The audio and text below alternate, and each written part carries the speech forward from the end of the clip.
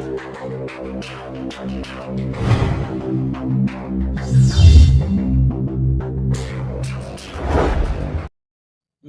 குலதெய்வமான குழுந்தாளம்மனை போற்றி, பெரிய கற்பனை சாமியை போற்றி, அனைவருக்கும் எனது பணிவான வணக்கம். லக்கணத்தில் நீச்ச கிரகம், அதோடைய பலனை பார்ப்போம். பொதுவாக ஒரு ஜாதகத்தில் லக்கணத்திலேயோ அல்லது லக்னாதிபதியோ நீச்சம் பெற்றால் அது நல்ல பலன் இருக்கா அப்படின்னா, அது எப்படி சொல்கிறது அப்படின்னு கேட்டிங்கன்னா, நீச்சம்னா செயலிழந்து போயிடுச்சு, அவ்வளோதான் நீச்சன் அப்படிங்கிறது. அப்போ அது நீச்சம் தானா அப்படின்னு நிறையா விஷயங்கள் இருக்குது. அப்போ நீச்சம் பெற்றுச்சு, வக்ரம் பெற்றால் நீச்ச பங்கம் ஆகுது. இந்த நீச்சனுக்கு வீடு கொடுத்தவன் ஆட்சி உச்சமானாலும் நீச்ச பங்கமாகிறது. சந்திரகேந்திரத்தில் இருந்தாலும் நீச்ச பங்கமாகிறது. அதில் ஒரு ஆட்சி பெற்ற கிரகம் பார்வை பெற்றாலும் நீச்ச பங்கமாகிறது. இப்படி நிறைய விஷயங்கள் நீச்ச பங்கத்தை பற்றி சொல்லப்படுகிறது ஜோதிடத்தில். இப்போ 12 லக்கணத்துக்கு எடுப்போம். அப்போ இந்த 12 லக்கணத்துக்கு விட்டுட்டு அந்த நீச்சம் எந்தெந்த லக்கணத்தில் ஆகிறது, எந்தெந்த கிரகம், அதோடைய பலன் அப்படியே பார்த்துக்கிட்டே வருவோம் எப்படின்னு. இப்போ காலபுருஷ தத்துவப்படி முதல் லக்கணமான மேச லக்கணத்தை பார்ப்போம். அப்போ மேச லக்கணத்தில் எந்த கிரகம் நீச்சமாகிறது அப்படின்னு கேட்டிங்கன்னா, சனி நீச்சமாகிறது. அப்போ சனி நீச்சமானால் லக்கணத்தில் சனி நீச்சமாகலாமா அப்படின்னு கேட்கும்போது அதோடைய பலன் கொஞ்சம் கடுமையாக இருக்கும். எப்படின்னு கேட்டிங்கன்னா, நீச்சம்தான் செயலிழந்து போயிடுச்சு, அவன் தானே ஆயுள்காரகன். சனி ஆயுளை கொடுக்கக்கூடியவன், ஆயுள்காரகன், தொழில்காரகன். அந்த லக்கணத்துக்கு மேசத்துக்கு அவன் 10க்கும் 11க்கும் அதிபதி. அப்போ தொழில்காரகன். காலபுருஷ 10ஆம் இடம் தொழில், 11ஆம் இடம் லாபஸ்தானம், எதுவுமே இருக்காது அப்படின்னு நம்ம நினச்சிக்கிட்டு இருப்போம். ஜோதிட விதி அதான். ஏன்னா காரகம் பாவகம் அது கெட்டு போய் விட்டது. முதல்ல அந்த சனி நீச்சந்தானா அப்படின்னு நம்ம பார்க்குறதுக்கு வீடு கொடுத்த செவ்வாயோட நிலைமை என்ன? அவன் மேசத்தில் தானே இருக்கானா, ஆட்சியாக இருக்கிறானா, அல்லது விருச்சிகத்தில் ஆட்சியாக இருக்கிறானா, அல்லது மகரத்தில் செவ்வாய் உச்சம் பெற்றிருக்கிறதா? அப்போ மகரத்தில் உச்சம் பெறும்போது நீச்ச பங்கத்துக்கு 2 ஆப்ஷன் இருக்குது. பரிவர்த்தனை யோகம், செவ்வாயோட வீட்டில் சனியும் சனியோட வீட்டில் செவ்வாயும் இருக்கிறது, அது ஒரு பரிவர்த்தனை யோகத்தில் நீச்ச பங்கம் ஆகுது. அதே மாதிரி வீடு கொடுத்த செவ்வாய் உச்சம், இந்த மாதிரி ஆட்சி உச்சம். அப்போ மேசத்துலேயும் விருச்சிகத்திலையும் இருந்தால் ஆட்சி, மகரத்தில் இருக்கும்போது உச்சம், அப்போ நீச்ச பங்கம் ஆகிறது. அப்போ செவ்வாயோட காரகத்துவமான ஆயுள் வலுவாக இருக்கும், தொழில் வலுவாக இருக்கும், வருமானம் நல்லா இருக்கும். இது அதோடைய காரத்துகங்கள். அப்போ நம்ம ஆயுளை பற்றி பார்க்குறோம். இப்போ நீச்சம்தான், பங்கம்லாம் ஆகலை, நீச்சமே ஆயிடுச்சு. அப்போ அவருக்கு ஆயுளுக்கு பங்கம் ஆயிடுமா அப்படின்னா, 8ஆம் பாவகம். இப்போ 8ஆம் பாவகத்துக்கும் லக்கணத்துக்கும் அதிபதியான செவ்வாய் எப்படி இருக்கார், எங்கு இருக்கிறார், அவர் ஆட்சி உச்சமாக இருக்கிறாரா, அல்லது லக்கணத்தையோ அல்லது லக்னாதிபதியான செவ்வாயை குரு தொடர்பு கொள்கிறார்களா, இயற்கை சுபக்கிரகங்கள் அல்லது பௌர்ணமி சந்திரன் தொடர்பு கொள்கிறதா, பார்வை அல்லது செயற்கை. அப்போ அப்படி இருக்கும்போது இது பயப்பட தேவையில்லை. மேச லக்கணத்தில் சனி நீச்சமானால் அவ்வளவு கெடுதல் பலன்கள் வராது. லக்கணம் வலுவாக இருந்தால் உடனே ஆயுள்காரகன் நீச்சமாயிருச்சு, அவ்வளோதான், நீ கையா பாளைய வயசு, ஒரு 10 வயசுக்குள்ளே இந்த குழந்தை என்னமோ சொல்லுவாங்க, அது அப்படிலாம் நினைக்கலாமான்னா கிடையாது, நல்லா இருக்கும். அப்போ லக்கணத்தை மேச லக்கணத்திலே இருந்து சனி தசையிலேயே ரொம்ப கோடீஸ்வரனானவங்க எவ்வளவோ பேர் இருக்காங்க. அப்போ அது நீச்ச பங்கமாகிறது, வக்ரமாகிறது, வீடு கொடுத்தன் வலுவாக இருக்கிறது, லக்னாதிபதி வலுவாக இருக்கிறது. நிறைய விஷயங்கள் பார்க்கணும். ஒரு குறிப்பிட்ட ஒரு இதை மட்டும் வைத்து கொண்டு அது பலன் எடுக்கக்கூடாது, சரிங்களா? நிறைய விஷயங்கள் இருக்குது. அப்படியே வந்துடுவோம். அடுத்து அப்படியே வந்துட்டோம்னாக்கா காலபுருஷ தத்துவப்படி 4ஆம் லக்கணமான ராசியான கடகம். கடகத்தில் எந்த கிரகம் நீச்சமாகுது அப்படின்னு கேட்டிங்கன்னா செவ்வாய் நீச்சமாகிறது. அப்போ செவ்வாய் கடக லக்னத்தில் நீச்சமான உடனே செவ்வாயோட காரத்துகமும் இந்த லக்கணத்துக்கு செவ்வாய் எந்தெந்த 10ஆம் இடத்துக்கு அதிபதியாகவும் வருகிறார், அதே மாதிரி 5ஆம் இடத்துக்கு அதிபதியாகவும் வர்றார். அப்போ செவ்வாயோட காரத்துகம்னாக்கும் சகோதரர், சொத்து, நிலம், பூமி, வீடு இதெல்லாம் எடுத்துக்கலாம். அப்போ இதெல்லாம் இவனுக்கு எதுவுமே இருக்காது அப்படின்னா, ஆமாம் ஆமாம் நிலம்லாம் இல்லை, அங்கிட்டு ஏக்கர் கணக்கில் கிடக்குது, ஒரு 10-20 ஏக்கர் கிடக்குது அப்படிங்குவாங்க. அப்போ செவ்வாய் அது நீச்சம்தானான்னு நான் சொல்கிற மாதிரி பார்க்கணும். வீடு கொடுத்தங்க வேப்பாடு ஒன்று. அதே மாதிரி என்ன சொல்லுவாங்க, நம்ம லக்கணத்தில் 5ஆம் இடத்துக்கு அதிபதி செவ்வாய் நீச்சம் பெற்று போய்விட்டான் அப்படிங்கும்போது குழந்தையெல்லாம் இந்த உனக்கு பிறக்கிறதுக்கு வாய்ப்பு இல்லை. அதேமாதிரி 10ஆம் இடத்துக்கு அதிபதி வேலையெல்லாம் ஒழுங்கு அவனுக்கு கிடைக்காது, அமையாது அப்படின்னு நம்ம அந்த கோணத்தில் பலன் எடுத்துக்கிட்டு இருப்போம். ஆனால் இங்கே எல்லாமே இருக்கும். குழந்தைய ஆமாமே ஆம்பளை பிள்ளைலாம் நல்லா இருக்குன்னு. இப்போ குருவோட வலுவு காரகம் ப்ளஸ் பாவகம் ரெண்டும் கெட்டு, இதில் 5ஆம் பாவகம் கெட்டு, 5ஆம் இடத்துக்கு அதிபதி கெட்டு, அதோட காரத்துவமான குருவும் வலுவை இழந்து போனால் மட்டும்தான் குழந்தை கிடைக்கிறதா கொஞ்சம் கஷ்டம். அதில் இன்னும் நிறைய விஷயங்கள் இருக்குது சோதிட்டோம். அப்போ இப்படிலாம் பார்க்கணும். அப்போ லக்கணத்தில் செவ்வாய் நீச்சமாகி போச்சு, கடக லக்கணத்துக்கு அம்பிடுத்தேன் அப்படின்னு எடுக்கக்கூடாது. நிறையா விஷயங்கள். அடுத்து வந்துடுவோம் கன்னி லக்கணத்துக்கு பார்ப்போம். கன்னியில் யார் நீச்சமாகிறது அப்படின்னு கேட்டிங்கன்னா சுக்கிரன். சுக்கிரனை பற்றி சொல்லவே தேவையில்லை. இந்த அதாவது நானும் ஜோதிடர் தான். ஒரு தொழிலில் இருந்து கொண்டு அதே தொழிலை அந்த தொழிலை பார்க்கக்கூடியவர்களை குறை சொல்லுவது அதே போல் ஒரு மகா பாவம் வேறு எதுவுமே கிடையாது. இருந்தாலும் சில பேர் அப்படி சொல்லிடுறாங்க, அதை நான் குறையாக சொல்லலை, பார்ப்போம். சில பேர் சுக்கிரன் நீச்சம் அவ்வளோதானே, உனக்கு மனைவி கிடைக்காதுப்பா, அதுவாக கிடைச்சாலும் அது நீச்ச சுபாவம். நீச்சம்னா என்னென்னா அப்படின்னு அது கேட்பாங்க. நீச்சம்னா அடுத்த இல்லாட்டி முன்னாடியே சோற போனது, எல்லாம் ஒதுக்கப்பட்டது, இல்லாட்டி கெட்டு போனது, இந்த ஒரு படி மேலேயே போய்ட்டு சொல்லுவாங்க.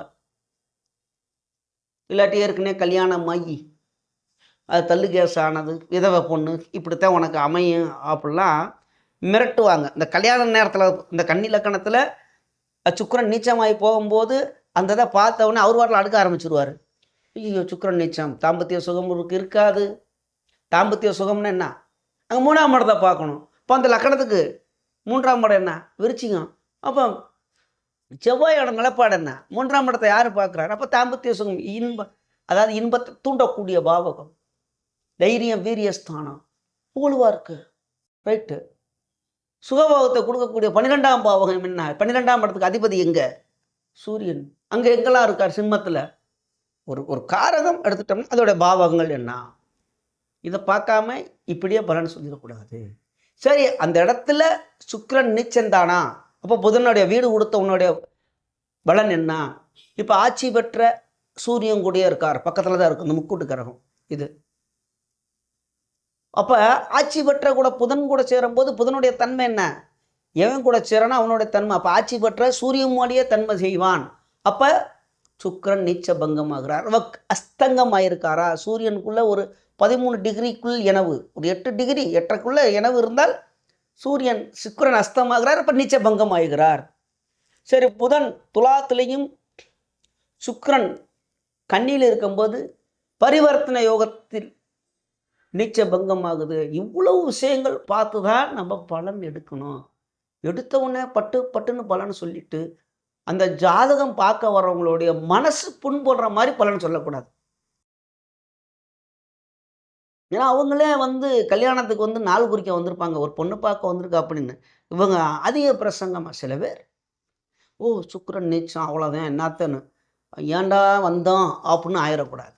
பொறுமையாக நிதானமாக சுக்கிரன் நீச்சந்தானா, தினம் நீச்ச பக்கத்துக்கு இவ்வளோ உதும் பார்த்துட்டு, அதுவும் இல்லாமல் வீடு கொடுத்தவன் புதன் அங்கனக்குள்ள தான் இருப்பார்.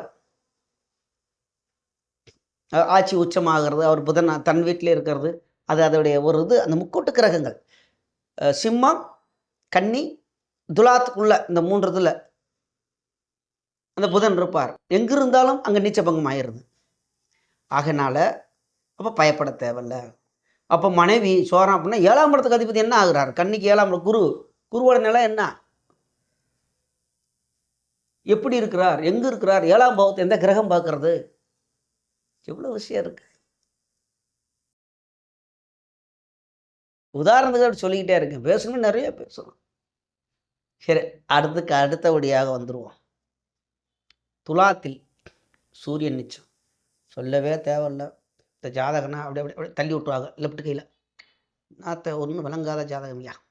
சூரியன் நீச்சமாகி போச்சு. ஒரு தலைமை பண்புக்கும் லாய்க்கு இல்லாதவன் லக்னத்தில் சூரியன் நீச்சமாகி போச்சுல்ல. அப்புறம் அப்பா அவ்வளோதாங்க ஐயா.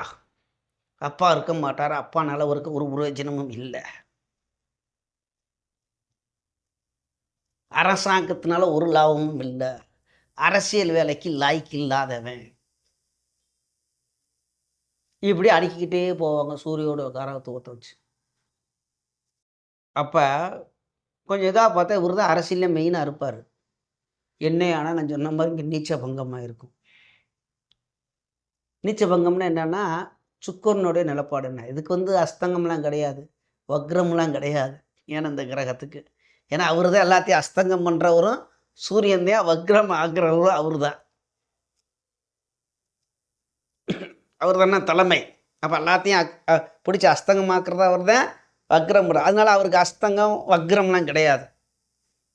அவருக்கு நீச்ச பங்கத்துக்கு ஒரே வேலை சுக்கரநிலை நிலப்பாடு. இன்னொரு ஆப்ஷன் இருக்குது. பௌர்ணமி சந்திரன் வந்தால் நீச்ச பங்கமாகிறார். அப்போ அவர் இங்கே இருக்கும்போது நேராக சந்திரன் மேசத்தில் இருந்து நல்லா 180 டிகிரியில் இருந்து ஒளி பூர்ந்திய சந்திரன் தொடர்பு கொள்ளும் பொழுது கண்டிப்பாக மீண்டும் ஒளி ஆகிறார். நீச்சம். சுக்கிரன் அந்த இடத்துல அதே இடத்துல இருக்கும் பொழுதோ அல்லது சுக்கிரன் சிம்மத்தில் இருக்கும் பொழுதோ அங்கே 3 கிரகத்தில் இருக்கும். பரிவர்த்தனை யோகங்கள் இருக்கும் பொழுது நீச்சபங்கம் ஆகிறார். அப்போ இது அப்படியே எல்லாமே நல்லதாக நடக்குங்க. ஆமாம் அப்பா இல்லைன்னு நீங்கள் சொல்கிறீங்க. அப்பா அந்த இன்னும் உயிரோடு இருக்காரியா அவர்னால அப்படின்னு. அப்போ அப்பாவுக்கு தந்தைக்குங்கும்போது என்னத்தை பார்த்தணும்? 9ஆம் பாவத்துக்கு அதிபதி என்ன? அவரோட நிலப்பாடு என்ன? காரகம் சூரியன். சூரியன் கிட்ட போயிட்டா சரி நீச்சம் தான் அப்பா சுத்தமாக நீச்சம் ஆயிடுச்சு. என்ன ஆயிடுச்சு? இப்போ 9ஆம் படத்துக்கு அதிபதி என்ன? அந்த துலாத்துக்கு வந்துக்கிட்டு 9ஆம் படமாக வருகிறது புதன். அங்கே மிதுனம் வருது. அப்போ புதனுடைய நிலப்பாடு என்ன? நிறையா விஷயங்கள் பார்க்க வேண்டியது இருக்குது. ஜோதிடம் 12 கட்டம், 9 கிரகம், 27 நட்சத்திரம், 120 பாதம், இப்படி போய்கிட்டே இருக்கலாம். அதில் ஆட்சி உச்சம். அப்போ இந்த கிரகமாக ஆகி போச்சுன்னா அதுக்குள்ளே உள்ள போய் பார்க்கணும் பொறுமையாக. டவுக்குன்னு சூரியன் நீச்சம் ஆகி போச்சுன்னா அப்பையனுக்கு லாய்க்கில்லப்பா, அப்பையும் இவர் கூட இருக்க மாட்டார், நம்ம 14 எடுத்துக்கிட்டு இருந்தோம்னா அங்கே தப்பாயிரும். அதையும் பார்த்து சொல்லணும். அதற்கு அடுத்தபடியாக விருச்சிகத்தில் சந்திரன் நீச்சமாகிறார். சந்திரனை பற்றி என்னெல்லாம் சொல்லுவாங்க? ஐயோ மனக்காரகன், இவன் மனநிலை சரியில்லாதவனாக இருப்பேன், மென்டலாக இருப்பேன், ஒன்றை திருப்பி பேசிக்கிட்டே இருப்பேன். ஏன்னா மனசு ஒரே மாதிரி இருக்காது. சந்திரனா தாய்க்கு காரகன். தாய்க்கு உனக்கு தாய் சோரம் போயிருப்பாள், நீச்சம் போயிருப்பாள், இல்லாட்டி தாய் ஒருபடி மேலே சொல்லி இங்கே ஒரு நாள் ஓடி போயிருக்கும். பிள்ளைய விட்டு போட்டு தாய்க்கு உனக்கு ஆகாது, உயிரோடு இருந்தாலும் தாயை விட்டுட்டு அது வாட்டில் போயிடும், பிள்ளை கஷ்டப்படுவான்னு இப்படிலாம் சொல்லுவாங்க. இல்லாட்டி தாய் மறித்து போயிடும், செத்து போயிடும் பூசாமல் அதோடைய காரணம். அது அப்படி கிடையாது. நம்ம சொல்கிறேன். அப்போ செவ்வாயோட நிலப்பாடு என்ன இந்த இடத்துல? சரி, சந்திரனுக்கு அஸ்தங்கம்னு எப்படி இருக்கிற? அஸ்தங்கம் கிடையாது, ஆனால் இருக்கு. அதான் ஜோதிடம். வக்ரம் கிடையாது, ஆனால் வக்ரனுக்கு நிகரான பலன் இருக்கு. அது என்ன? இந்த அஸ்தங்கம் அப்படின்னா சூரியன் கூட இணையிறது. அப்போ அமாவாசை சந்திரன், இப்போ பலன் மாறும். இடத்துல வக்ரம்னா சூரியனுக்கு 7ஆம் இடத்தில் 180 டிகிரியில் அதுக்கு வக்ரம் கிடையாதான். ஆனால் பௌர்ணமி சந்திரன் அங்கே நீச்சம் கிடையாது. பௌர்ணமி சந்திரனுக்கும் அமாவாசை சந்திரனுக்கும் நீச்சம் கிடையாது. அந்த இடத்துல செவ்வாய் ஆட்சி உச்சமாயிட்டால், அந்த இடத்துல சூரியன் சந்திரன் செவ்வாய் சேர்ந்திருந்தால் பலன் அப்படியே வேற மாறும். லக்னாதிபதி கூட இருப்பாங்க. இந்த விருச்சிக லக்கணத்தில் செவ்வாய் அந்த இடத்துல இருந்தார், சந்திரன் நீச்ச பங்கமாகிறார், சூரியனுமே அங்கேயே சேரட்டும். கர்ம கர்மாதிபதிகள் லக்னாதிபதிகள் கூடுகிறார்கள். பெரிய யோகம், யோகத்திலே பெரிய யோகம். அப்போ நம்ம அந்த இடத்துல நீச்சம்னு பலன் எடுத்துக்கிட்டு இருந்தோம்னா சாத்தியப்படுமா? இப்படி எடுக்கணும். வந்துடுவோம் அடுத்து. போதும், நான் அப்படியே ஒவ்வொன்றா விளக்குவோம். இங்கே மகரத்தில் எடுப்போம். மகரத்தில்னா குரு நீச்சம். ஆமாம், குரு நீச்சம் ஆயிடுச்சு. குருவுடைய காரத்துவமான குழந்தைகள்லாம் கிடைக்காது. பணம், நகை நட்டு பணம்லாம் இவன்ட்டு இருக்காது. அதான் காரகம். நகைக்கு காரகன் குரு தான். இப்போ ஒரு பவுன் கூட நகை இருக்காதியா, நகையெல்லாம் எல்லாமே. ஆமாம், இப்போ தான் ஒரு 10 பவுன் வாங்கினாருங்க வாங்க. என்னடா ஜோதிடம் எங்கே இடிக்குது, குழந்தை இல்லைங்கிறான். இப்போ ஒன்றும் இல்லை, எனக்கே என் ஜாதகத்தில் குரு நீச்சம் தான். ஒருத்தர் நாம் பழகிட்டு இருக்கும்போது ஒருத்தர்கிட்ட கொடுத்து கேட்கும்போது, உங்களுக்கெல்லாம் குழந்தை இருக்காதுன்னாரு. ஆமாம், ஒரு பொம்பளை பிள்ளையும் ஒரு ஆம்பளை பையனும் இருக்குங்க.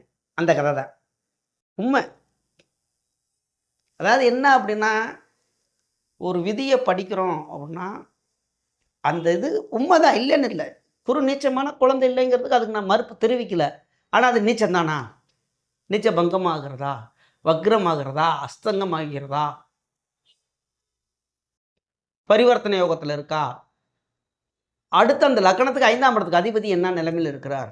அப்போ இந்த மகரத்தில் குரு நீச்சம்னா மகரத்துக்கு 5ஆம் இடமாக வருகிறது ரிஷபம். சுக்கரனுடைய நிலப்பாடு என்ன? எதுவுமே பார்க்காம குழந்தை கிடையாது. எனக்கு சுக்கரன் ஆட்சி, அதுன்னு சொல்கிறேன். 5ஆம் இடத்துக்கு அதிபதி நான் கன்னி லக்கணம். சொல்லும்போது எல்லாம் சொல்லணும்ல, 5ன்னே புரிஞ்சுக்குவீங்க. எனக்கு 5ஆம் இடத்துல குரு நீச்சா, அப்போ குழந்தை இல்லை. 5ஆம் பாவகத்தில் குரு நீச்சமாகிறாரியா, குழந்தை இல்லையா அப்படின்றாங்க. ஆமாங்க, எனக்கு கன்னிக்கு 9ஆம் இடத்துக்கு அதிபதி சுக்கிரன் ஆட்சியாக இருக்கிறார். அந்த ஆட்சி பெற்ற 9ஆம் பாவத்தில் 5ஆம் இடத்துக்கு அதிபதியான சனி சேர்ந்திருக்கிறார் எனக்கு. அப்போ ஆணும் பொண்ணும் இருக்கிறது எனக்கு. சரிங்களா? இப்படிலாம் பார்க்கணும் சொல்கிறேன்.